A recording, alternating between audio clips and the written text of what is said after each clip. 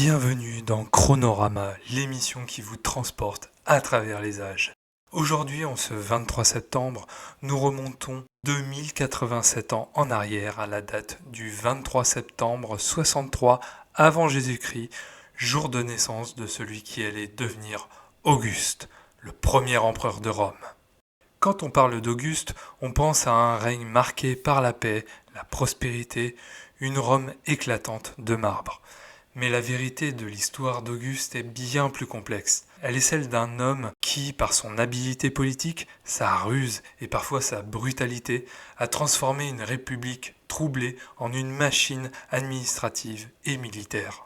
Octave, son nom de naissance, n'était qu'un jeune homme de 19 ans lorsqu'il se retrouve, presque par accident, au centre du chaos romain. Nous sommes en 44 avant Jésus-Christ. Jules César vient d'être assassiné sur les marches du Sénat par son fils adoptif Brutus et une coalition de plusieurs sénateurs. La République romaine est à genoux, déchirée par la guerre civile. Qui va reprendre les rênes ? Certainement pas un jeune héritier inattendu désigné par César, me direz-vous. Mais Octave va prouver qu'il est plus qu'un simple héritier. Il est un stratège hors pair, prêt à tout pour s'imposer dans ce David contre Goliath qu'est la lutte pour le contrôle de Rome. Octave, encore inconnu à ce moment-là, doit faire face à Marc-Antoine, un général expérimenté, proche de César, et à Lépide, un autre homme de pouvoir. Ensemble, ils forment le second triumvirat. Mais cette alliance, comme toutes celles de cette époque troublée, est marquée par les trahisons.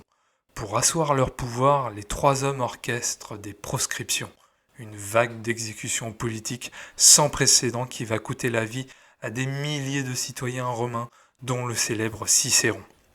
Au début, l'alliance tient bon, mais bientôt la rivalité entre Octave et Marc-Antoine s'intensifie. L'apogée de leur affrontement survient en 31 avant Jésus-Christ lors de la bataille navale d'Actium.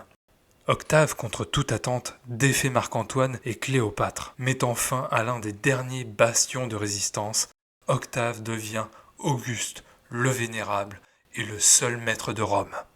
Mais Auguste ne se contente pas de conquérir le pouvoir. Pour le garder, il doit le réformer.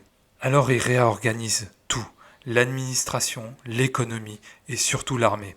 L'une de ses réformes les plus importantes est la professionnalisation de l'armée.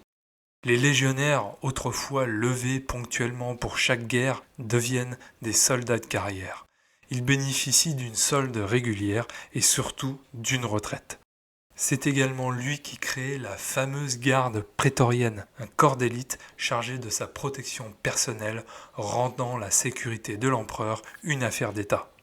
Sur le plan financier, Auguste met en place des réformes pour stabiliser l'Empire après les années de guerre qui ont appauvri les finances romaines. Les impôts sont réorganisés, les provinces deviennent plus rentables et Rome se dote d'infrastructures nouvelles, des routes, des aqueducs, des forums. Sa célèbre phrase « J'ai trouvé une ville de briques, je la laisse en marbre » témoigne de son ambition architecturale et de son désir de laisser une empreinte durable. Mais ce n'est pas tout. Auguste est également un maître de la propagande. Pour renforcer sa légitimité et donner à son règne une aura de grandeur, il s'entoure des meilleurs intellectuels de l'époque, dont le célèbre Virgile. Ce dernier écrit l'Énéide, une épopée mythologique qui relie les origines de Rome à celles d'Auguste, transformant ainsi l'histoire en mythe.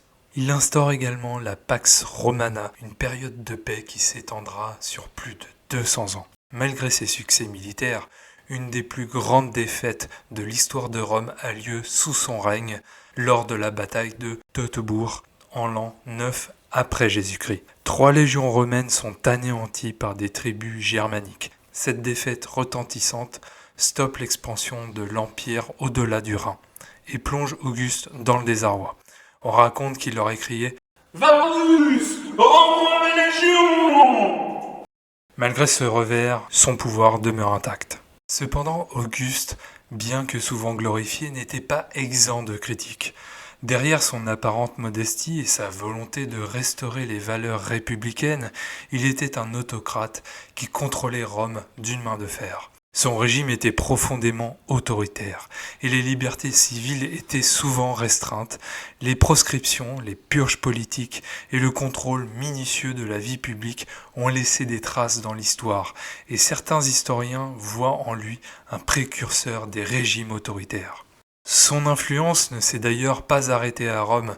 Auguste a inspiré de nombreux dirigeants à travers les siècles, de Charlemagne à Napoléon, qui ont vu en lui un modèle de stabilité impériale et de contrôle centralisé. Son image a traversé le temps, devenant l'incarnation du règne efficace, mais aussi de la propagande réussie, un symbole de grandeur et de pouvoir absolu. Après sa mort en 14 après Jésus-Christ, après un règne de 41 ans, il laisse derrière lui un empire stable et prospère, mais également un modèle de gouvernement où l'apparence de la République n'était qu'une illusion. Alors qui était vraiment Auguste?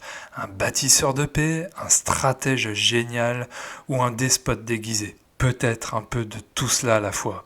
Ce qui est certain, c'est que son empreinte sur Rome et sur l'histoire est immense. Sa Pax Romana reste l'une des périodes les plus marquantes du monde antique et ses réformes ont façonné l'Empire romain pour des siècles. Merci à tous d'avoir écouté cet épisode de Chronorama, une journée d'histoire. Si vous avez aimé cet épisode, n'hésitez pas à vous abonner, à laisser un commentaire, à partager à vos amis, à en parler autour de vous. En tout cas, nous, on se retrouve la semaine prochaine, le 30 septembre 2024, dans le futur, pour parler du passé. Allez, à très vite. Ciao!